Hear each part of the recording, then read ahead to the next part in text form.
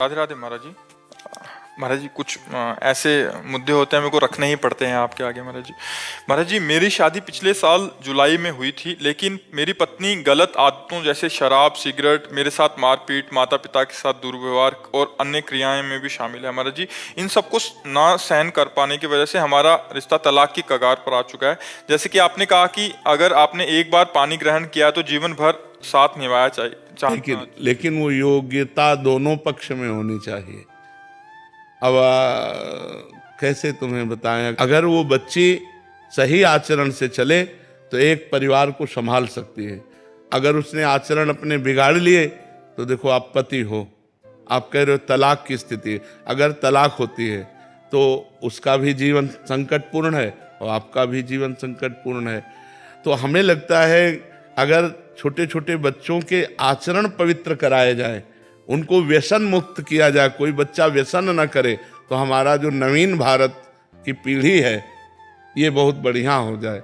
अब वो बच्ची अगर नशा ना करे, गलत आचरण ना करे, अपने पति से प्रेम करके एक सदगृहस्थी बचा सकती है कि नहीं बचा, पर वो आदत, तुम्हारा जीवन तुम्हारे हाथ में है। अगर तुम गलत आचरण करोगे तो तुम दुखी हो जाओगे, अच्छे आचरण करोगे तो सुखी हो जाओगे। देखो आपके सामने उदाहरण है, वो कह रहा है कि तलाक की कगार पर। क्या ब्याह इसलिए होता है? सदगृहस्थी बिगड़ गई कि नहीं बिगड़ गई? माना तुम दूसरा कर लोगे, तुम दूसरा कर लोगे, लेकिन आचरण अपवित्र हो रहे ना, भावनाएं अपवित्र हो रही ना। अब इन बातों को कैसे समझे? हमारा भारत देश है, इसमें एक बार जिसका पाणी ग्रहण किया, जैसा बच्चा कह रहा है, आजीवन निर्वाह करना, पर दोनों उसकी योग्यता को समझें, पाणी ग्रहण की महिमा को समझें। जैसे माना आज हम वर का वर्ण कर रहे हैं, आज हम किसी लड़की का वर्ण कर रहे हैं, अब हम दोनों गलत नहीं करेंगे, अब दोनों मिलकर हम चलेंगे और अपनी गृहस्थी को बसाएंगे। ऐसे विचार कर लो। चाहिए कि बाल्यावस्था से जब तक ब्याह ना हो तब तक हम कोई गलत आचरण ना करें। चाहिए ब्रह्मचर्य से रहें, धर्म से रहें, कोई नशा न करें, कोई गंदी बात न करें, और जब पति प्राप्त हो जाए तो बात अलग है। अब पहले ही सब आचरण अगर हम बिगाड़ लेंगे तो यही बात आएगी जैसे बच्चा बोल रहा है कि अब क्या करें, उनको शराब पीना है, उनको सिगरेट पीना है, उनको पर पुरुष की तरफ देखना है, तो हम कैसे स्वीकार करें? तो गृहस्थी चौपट हो गई ना। एक वो भी अशांत है और उनको भी अशांत होना पड़ेगा। ऐसा नहीं कि अशांत ना हो, ऐसे आचरण वाले मिल गए तो अशांति पैदा कर देंगे। ऐसे इनसे भी ज्यादा आचरण वाले है ना। ये क्यों? इसका कारण ये ना, हमारे आचरण बिगड़ गए, हमारे विचार बिगड़ गए, हमारा चरित्रहीनता वही हमको दुख दे रही है। आप विचार करो, संत जन नहीं बोलेंगे, शास्त्र की बात नहीं सुनोगे तो आप सुधरोगे कैसे? जो संतों की बात है थोड़ी कड़वी लग सकती है, लेकिन वो आपको बढ़िया सुधार देगी अगर बात मान जाओगे। अब बच्चा, भगवान का सुमिरन करो और कुसंग का त्याग करो। अगर पत्नी भी कुसंग युक्त है तो उसका त्याग कर दो, नहीं जीवन खतरे में पड़ जाएगा। पक्की बात है, जीवन खतरे में पड़ जाएगा। जो गलत आचरणों वाला है उसे आप सुधार नहीं सकते, अपने को बचा सकते हो। अगर अपने को बचाना है तो आपको संग त्यागना ही पड़ेगा। अगर ऐसे आचरणों से युक्त हो और सुधरने की गुंजाइश ना हो तो तुम भी भैया आनंद से जियो और हमको भी आनंद से जी ले दो। उसमें ये संबंध विच्छेद ही एक दवा है। मारपीट नहीं, हिंसा नहीं, कोई झगड़ा मत करो।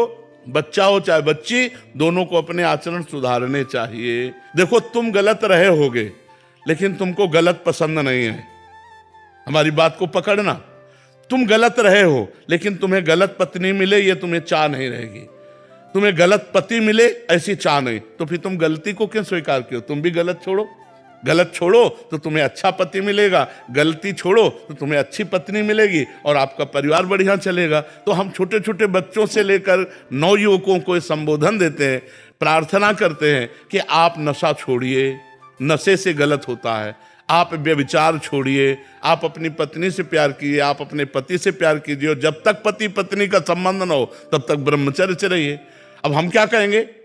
शास्त्र और अध्यात्म जो बोलेगा वही तो हम कहेंगे। जब तक ब्याह ना हो तब तक ब्रह्मचर्य का पालन करने का शास्त्र आदेश करते हैं। अब कौन हमारी बात को मानने के लिए तैयार? जो तैयार हैं उनका मंगल हो जाएगा। गिरीशा जी। श्री हरिवंश। श्री हरिवंश महाराज जी। महाराज जी मेरा प्रश्न है कि भगवान जी ने इस सृष्टि की रचना की, हमें इंद्रियां भी दी और वही हमें शास्त्र के माध्यम से माया और भोग विषयों से दूर रहने की शिक्षा भी देते हैं। तो क्या मायापति जी ने माया की रचना माया से दूर रहने के लिए की है? देखो,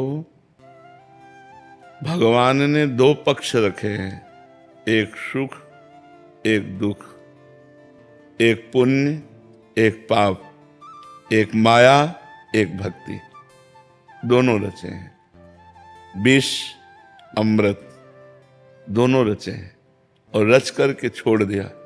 अब तुम विष पान करते हो या अमृत पान करते हो? तुम माया का स्वाद लेते हो या भक्ति का परमानंद लेते हो? ये आपके ऊपर छूट कर दी है, जीव को स्वतंत्र कर दिया है। तुम जो चाहो कर सकते हो, चाहे अपने कर्म बिगाड़कर दुर्गति, चाहे कर्म बनाकर सदगति, दोनों पक्ष भगवान ने रचे। अगर केवल माया ही रचा होता तो फिर प्रश्न था फिर दूरी क्यों बनाए, क्योंकि दूसरा पक्ष है नहीं। तो दूसरा पक्ष भक्ति है जो परमानंद प्रदान करने वाली है। अच्छा, माया कोई त्यागने वाली वस्तु नहीं है। माया के कुप्रभाव से, माया में दो भी भाव है, एक अच्छा प्रभाव है और एक बुरा प्रभाव है। जैसे माया से रचित ये शरीर है, अब इस शरीर से हम सत्कर्म कर सकते हैं तो माया का अच्छा प्रभाव हुआ कि नहीं? हमारी वाणी है, माया ही तो है। इससे हम मृदु बोलें, सत्य बोलें, हितकर बोलें तो माया का सदुपयोग हुआ कि नहीं हुआ? अब हमारे पास सुंदर भोजन है, उस भोजन को भगवान को भोग लगाया, किसी भूखे को पवा दिया, हमने भी अपनी भूख मिटा दी, तो सदुपयोग है कि नहीं? अब हम भूख मिटाने के लिए दूसरे जीवों की हत्या करें, अब माया का दुरुपयोग हो रहा है, अब तुम्हारी दुर्गति होगी। हमारे पास इतने सुंदर सुंदर पेय पदार्थ हैं, सुगंधित, पौष्टिक, बुद्धिवर्धक, जरूरी मदिरा पियो? इतने सुंदर 56 भोग बनते हैं, जरूरी है तुम जीवों को काट करके उनका मांस खाओ? तो माया के दो पक्ष हैं, एक अच्छा और एक बुरा। तो बुरे पक्ष का त्याग करना। जैसे माया का पक्ष एक काम भोग है, अगर काम भोग हम अपनी पत्नी से करते हैं सही है, लेकिन दूसरे की स्त्री से करते हैं गलत है। अगर काम भोग ना हो तो संतान की उत्पत्ति ना हो, सृष्टि ना बढ़े। ये तो भगवान की द्वारा रचित है, कोई हमारा तुम्हारा रचित तो नहीं, लेकिन उसका सही दिशा में प्रयोग हो। अगर वो गलत दिशा, अब आप काम भोग पराई बेटी के साथ करें तो हमारा कानून भी आपको दंड देगा और भागवतिक कानून में भी पाप बन गया। और अगर अपनी पत्नी से करते तो धर्मयुक्त है। तो अगर हम विवेक और अध्यात्म शास्त्रों का स्वाध्याय करके ठीक से चलें तो माया कुछ ऐसा है नहीं जो बांधने वाली हो। माया तब बांधने वाली है जब हम माया का गलत प्रयोग करते हैं। तब बोले अरे भगवान की माया बड़ी विचित्र है, देखो उसकी दुर्गति हो गई। दुर्गति माया ने नहीं की, हमने गलत माया का प्रयोग किया। माया का मतलब ये रचना जितनी देख रहे हो, अब इस रचना में सही ढंग से चलो, आप गलत क्यों चलते हो? तुम्हारी बहन को कोई गलत दृष्टि से देखे तुम्हें बुरा लगेगा, तो तुम दूसरे की बहन को गलत दृष्टि से क्यों देखो? आत्मना प्रतिकूलानी परेशान न समाचरित। तो माया हमें ये बताओ कि बंधन कारक क्या है? ये माया, कपड़ा माया, माइक माया, ये दीवाल माया, ये सब सहयोग कर रही कि नहीं भक्ति के लिए? आप हमें विचार करके बताओ। अब इसी वाणी से हम गाली देने लगे, इसी शरीर से गंदे आचरण का, अब माया का दुरुपयोग हो गया। तो जब हम दुरुपयोग करते हैं माया का, जैसे पैसा है, पैसा से किसी गरीब की सेवा कर देना, भूखे को भोजन, वस्त्र नहीं तो वस्त्र दे देना, किसी बीमार की औषधि करा देना, 10-5 हजार लगा दीजिए। वही 10-5 हजार होटल में शराब और गंदे आचरण में लगा दिए, वो दुरुपयोग हो गया, ये सदुपयोग हो गया। माया का दुरुपयोग निषेध है, सदुपयोग करना चाहिए। आप हमें बताओ माया कहाँ बंधनकारक है? कब आपको आकर के माया ने पकड़ा? हमें बताओ ना, कहाँ क्या माया है? आपके विचार गलत, माया हावी। माया वाले भगवान के द्वारा रचित ब्रह्म, आपके विचार सही, माया माँ है, हमारा पोषण कर रहे, खान पान, शरीर पोषण, अच्छे कर्म, सुख, आनंद, तो माया निषेध कहाँ है? निषेध है जब हम गलत करते हैं, तो हमें गलत का त्याग करना है। देखो लोगों की क्या है, इस समय जो बुद्धि है ना, वो केवल भौतिक जगत को देख रहे हैं, अध्यात्म की भावना में नहीं है। कोई बिरला ही अध्यात्म में चल पाता है। आप देखो भारत में कितने हैं, 1 अरब 30-40 करोड़ तो होंगे, 40 करोड़ तो होंगे। अब उनमें से कितने ऐसे लोग हैं जो अध्यात्म में चलते हैं? चलने वालों में कितने ऐसे हैं जो सही चल पाते हैं? सही चलने वालों में कितने ऐसे जो पहुंच पाते हैं? ये बड़ा कठिन भगवान का भी माया का चरित्र रचा हुआ है। हम इसी में राजी हैं। जैसे नाली का कीड़ा नाली में ही सुख का अनुभव करता है, उसे अमृत कुंड में डालो तो उसे पसंद नहीं आएगा। ऐसे जो गंदे आचरण कर रहे हैं ना, उनको सही बात उपदेश करो तो वो बुरा लगेगा, उनको बुरा लगेगा, उनको अच्छा नहीं लगेगा। जैसे आप सब बच्चे हो, अब आए हो तो सुधरने के लिए ना, तो हम कड़ुआ भी बोलेंगे। तुम गर्लफ्रेंड बॉयफ्रेंड बनाना बंद करो, तुम कोई नशा मत करो, अपने माता पिता की आज्ञा में रहो। अब इसी को तुम बुरा मानो तो फिर अगर संत जन तुम्हें नहीं उपदेश करेंगे तो शास्त्रों तक तुम्हारी पहुंच नहीं, तुम कैसे जानोगे कि अच्छाई क्या है और बुराई क्या है? नए बच्चे हो, संसार में आए हो, तुमको लग रहा है सुख चाहिए। अब सुख व्यसन में, व्यभिचार में, गंदे व्यवहार में, तो वही तुम्हें डिप्रेशन में ले जाएगा, वही तुम्हें सुस्त करने के लिए प्रेरित करेगा। ऐसी घटनाएं बन जाएंगी, वही तुम्हें नाना प्रकार के आचरणों में फंसाकर जेल पहुंचाएगा। तो संत और सदगुरुदेव और शास्त्र इनकी बातों का मनन करे तो माया है ही नहीं। मां माने नहीं या माने जो है नहीं, लेकिन अपना कमाल कर जाती है। है नहीं पर कमाल कर जाती है, बड़े बड़ों को भ्रष्ट कर देती है। ये है भगवान की माया। है नहीं? आप बताओ माया कहाँ है? कोई बताओ माया कहाँ है? आप माया हो, अब माया है नहीं है ना? हमारा अलग नाम है, आपका अलग नाम है, हमारा अलग आपका अलग स्वरूप है, तो माया क्या है? अब हमारे और आपके बीच में जो आचरण है वो यदि गलत हो गए तो माया हो गए। अभी आप जब यहां से निकलेंगे तो आपसे कहा जाए माया से मिल के आ रहे हो, तो आप कहोगे नहीं, हम तो भक्ति का आनंद लेके आ रहे हैं। तो जब हम 4 लोग बैठ करके अच्छी वार्ता करते हैं तो वो भक्ति बन जाती है, और जब बुरी वार्ता करते हैं तो वही माया बन जाती है। बस इतना अंतर भगवान ने इसीलिए दोनों पक्ष। अच्छा देखो, बाजार तभी अच्छी मानी जाएगी जब उसमें हर सामान मिले। अगर केवल मिठाई ही मिठाई मिले, कोई कहते मिर्च क्यों बनाई भगवान ने? नहीं यार, मिर्च की भी जरूरत है, हर चीज की जरूरत है। भगवान ने अपनी सृष्टि में सब कुछ बनाया है। अब हमको क्या पसंद है? हमको धर्म पसंद है कि अधर्म पसंद है, पाप पसंद है कि पुण्य पसंद है? हमको सुधरना है। भगवान से शिकायत लेकर ली कि आपने माया क्यों बनाई है, क्योंकि ये सब माया ही है। ये जो आप देख रहे हो, आपका रूप भगवान न बनाते, आपके हाथ न बनाते, आपके नाक न बनाते, आपके आंख न बनाते, तो बड़ा निषेधात्मक है। अब जिनके आंख नहीं, सोचो आप 1 मिनट आंख बंद करके देखो, अब आपको जीवन भर ऐसे रहना पड़े तो कैसा लगेगा? एक घबराहट पैदा हो जाती है, नहीं हो जाती है? अब अच्छी अच्छी बातें, भगवत चर्चा हो रही, अब हमारे कान में सुनाई नहीं दे रहा। कितनी बड़ी पूरा जिंदगी, तो भगवान ने हम पर कृपा की, कर्मों के अनुसार ही मिलता है। हमें कृपा की भगवान ने कि इस जन्म में मानव देह स्वस्थ तुम्हें दे रहे, जाओ अच्छे कर्म करो, परोपकार करो और भजन करके मेरे को प्राप्त हो जाओ। अच्छे बनने के लिए हमें चांस मिला है, क्योंकि हम सुअर बन के अच्छे नहीं बन सकते, हम कुत्ता बन के अच्छे नहीं बन सकते, क्योंकि उसमें इतना विवेक नहीं। हम मनुष्य बनकर अच्छे बन सकते हैं। तो भगवान ने कृपा की है माया रच के, ना कि गलती की है। ब्रह्मानंद जोशी जी, राधे राधे। राधे राधे महाराज जी।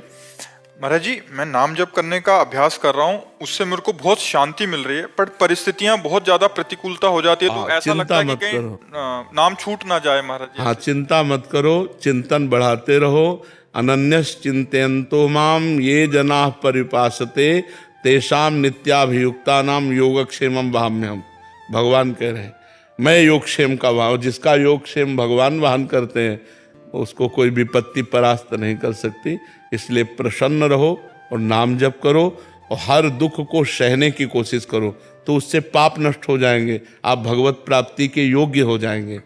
यम ही न व्यथयन्ते ते पुरुषम पुरुषर्षभ सम दुखा सुखाधीरम सोमृतत्वाय कल्पते, जो आए हुए कष्ट से व्यथित नहीं होता, सह जाता है और भगवान का नाम स्मरण करता रहता है, सुख दुख में समान भाव रखता है, वो अमृत पद का अधिकारी होता है, वो भगवान को प्राप्त हो जाता है।